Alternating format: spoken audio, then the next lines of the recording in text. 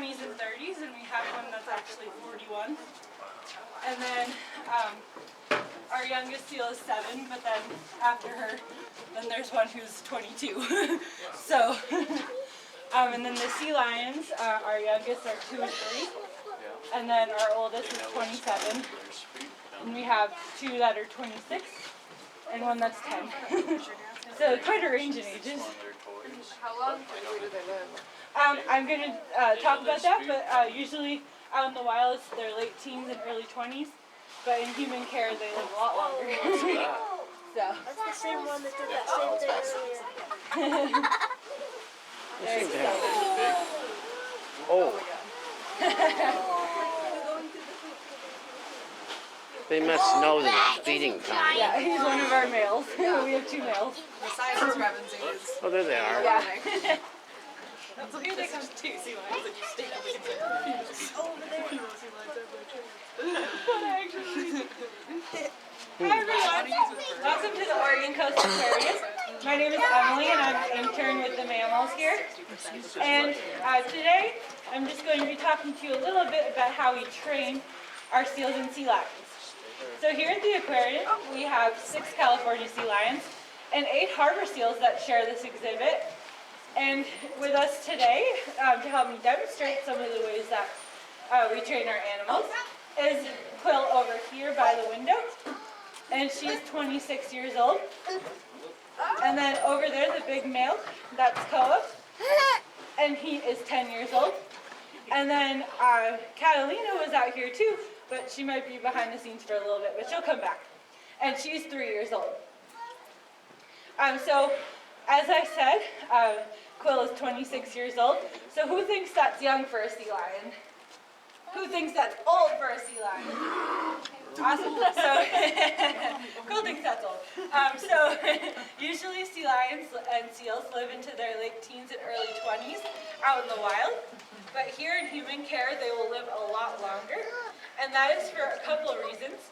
The first reason is that we give them restaurant quality seafood every day. And so they do not have to hunt for their own food. Another reason is they have no predators here, so they do not have to look out for sharks and orcas in this exhibit. And then the last reason is that we give them the highest quality health care that we can, and we have a veterinarian that actually comes in every week just to check on the animals and make sure that they're nice and healthy. So the way that we train our animals is through positive reinforcement.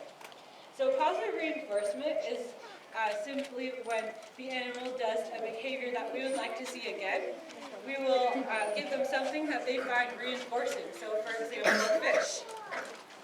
If they do a behavior that we might not want to see again, we will just simply ignore it and then we'll just move on to something else that we know will be successful.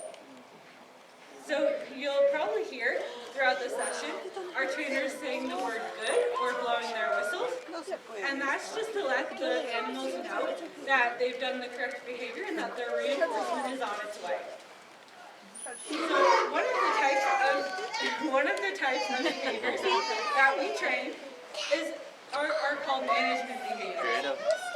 These management behaviors are very helpful when we want to get the sea lion's attention, or if we want to move them around the exhibit, or also they're a starting off point for even more complex behaviors.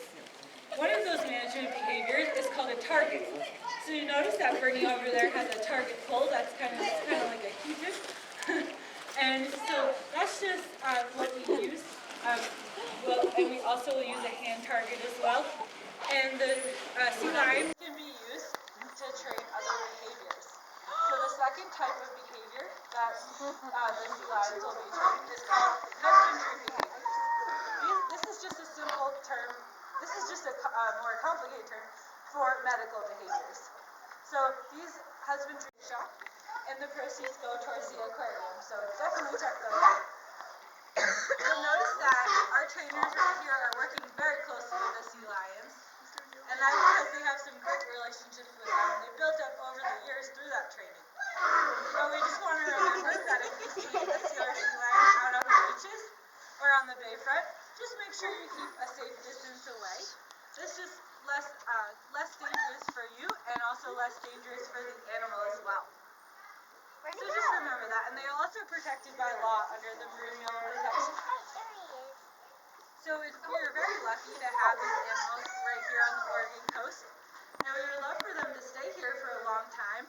And so some things that we can do is just to make sure that their habitats are nice and clean and healthy and free from trash. So we can use reusable water bottles or reusable grocery bags and pick up trash along the beach. And this way, their habitats are free from that plastic trash for them to live in. I'm going to be stepping off the mic soon, but I want to thank you all for visiting the aquarium today. Your admission dollars go towards helping us provide that quality care that we've talked about, and so your help is appreciated. If you have any questions, you can ask me, or there should be some volunteers around that would be happy to assist you. Thank you for visiting, and enjoy the rest of your day here at the Oregon Coast Aquarium.